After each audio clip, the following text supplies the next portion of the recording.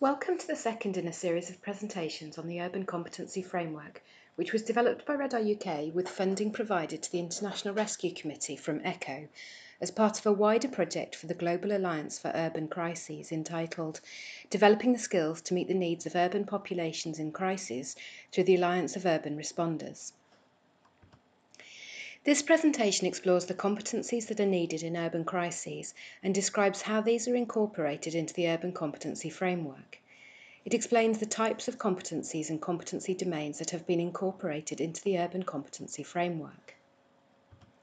We'll start by looking at what types of competencies are needed in an urban crisis.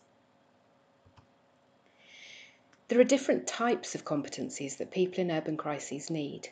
These are contextual competencies that relate to the specific nature of the urban setting and of urban crises, humanitarian competencies which are relevant to the features of humanitarian emergencies, and in addition there are role-specific competencies.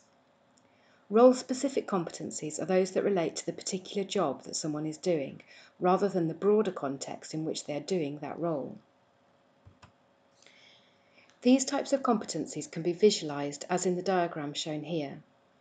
The humanitarian competencies form the basis.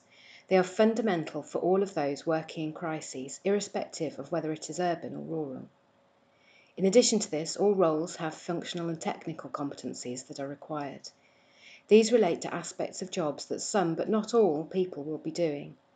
For example, these competencies might include functional competencies of project management, budget management, line management, capacity building, or competencies that relate to specialist skills or knowledge areas such as WASH, structural engineering, nutrition, and so on. Finally, there are the urban contextual competencies, which apply across all urban contexts. All of these competency types are important for people working in urban crises, but they aren't all included in the Urban Competency Framework. In the next part of the presentation, we're going to look at which competencies are included and why. The framework is designed to apply to all of those working in urban crises, and so the competencies that are included are the core competencies. These are the urban contextual competencies. In addition, humanitarian competencies have been included and described to demonstrate how they specifically apply in the urban context. Although the role-specific competencies are important, they haven't been included. This decision was informed by the scope and intention of the Urban Competency Framework, which was to define competencies relevant for all those in urban crises. While functional and technical competencies are important for individuals in their role, so when defining a role's requirements or creating job descriptions, these competencies should be included, but they will need to be drawn from sources other than the Urban Competency Framework. There is more information on this in the Urban Competency Framework User Guide and in Presentation 3 of this series, using the Urban Competency Framework alongside other resources. The competencies that are included in the Urban Competency Framework are arranged in 3 tiers. At the top level, there are competency domains. This is the overarching competency family. There are 12 competency domains altogether in the Urban Competency Framework, 8 that are contextual competencies and 4 that are humanitarian competencies. Each competency domain is further broken down into competencies. Each competency domain has between 3 and 5 associated competencies. The competencies are statements of what someone needs to be proficient at. Each competency is further broken down into behaviours. These are the day-to-day actions that can be observed that in their frequent repetition and action demonstrate someone's proficiency in the competency. Behaviours are habitual actions, the ways in which someone approaches their work and relationships, and not one-off tasks or activities. The behaviours in the framework are described in 3 groups. The first are applicable to all. These are the fundamental habitual actions that someone would be undertaking. The list that is included is not exhaustive, but aims to describe the key behaviours. In addition, there are behaviours that relate to programmatic or technical work, and behaviours that relate to leadership or strategic roles. Individual role responsibilities will vary, so a mixture or combination of behaviours from these columns may apply to an individual. Progression across the 3 levels is not necessarily related to seniority in an organisation, and senior operational support staff may find that only the behaviours in the first level are relevant to them. The 12 competency domains include 8 contextual competency domains and 4 humanitarian competency domains. These have been drawn from research into what makes for effective ways of working in urban crises and refined through broad consultation. There is more information on this in the Urban Competency Framework research report and in the first presentation in this series. The contextual competency domains are working with diverse stakeholders, operating within complex governance structures, working in built-up areas, adopting a holistic people-centred approach, providing assistance based on vulnerabilities and needs, promoting social cohesion, facilitating widespread coverage of services and infrastructure, promoting resilience and sustainability. The humanitarian competency domains are applying humanitarian principles in urban contexts, achieving results in complex dynamic environments, maintaining high standards of behaviour in pressured and dynamic environments, operating safely and securely. The humanitarian competency domains are drawn from the core Humanitarian Competency Framework and adapted for the urban context. More information on this can be found in the user guide and in the third presentation in this series. As there are 12 competency domains, we won't go through all of them in the presentation. The first competency domain is included here as an example. This competency domain is working with diverse stakeholders. In the framework, a description is provided that explains the scope and application of this domain.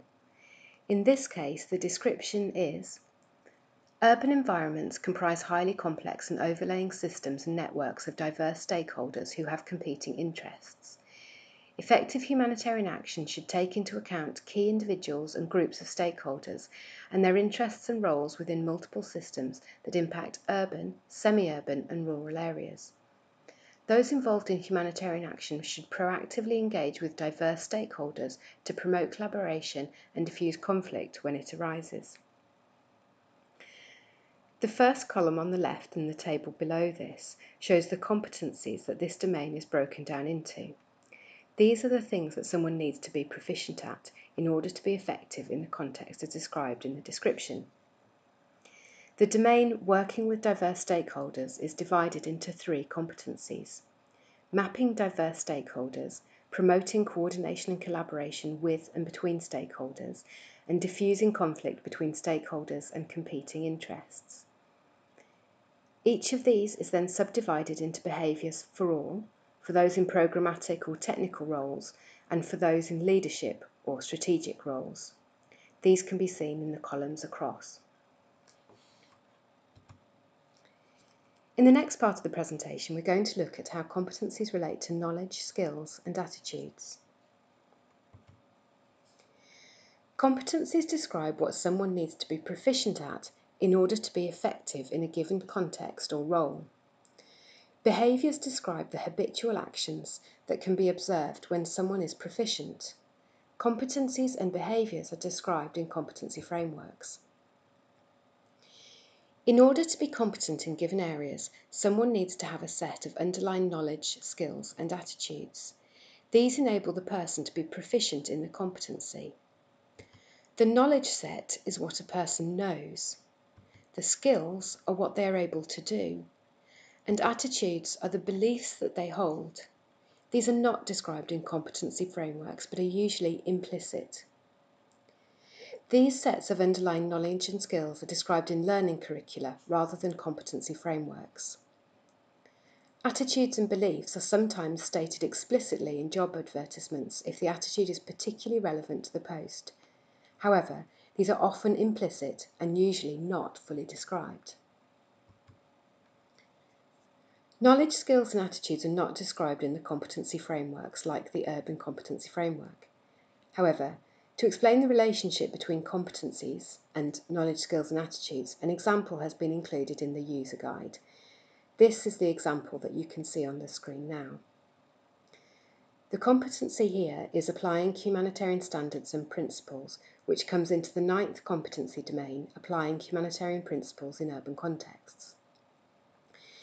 This competency is described with 5 behaviours, 2 behaviours for all, 1 for those in programmatic or technical roles, and 2 for those in leadership or strategic roles.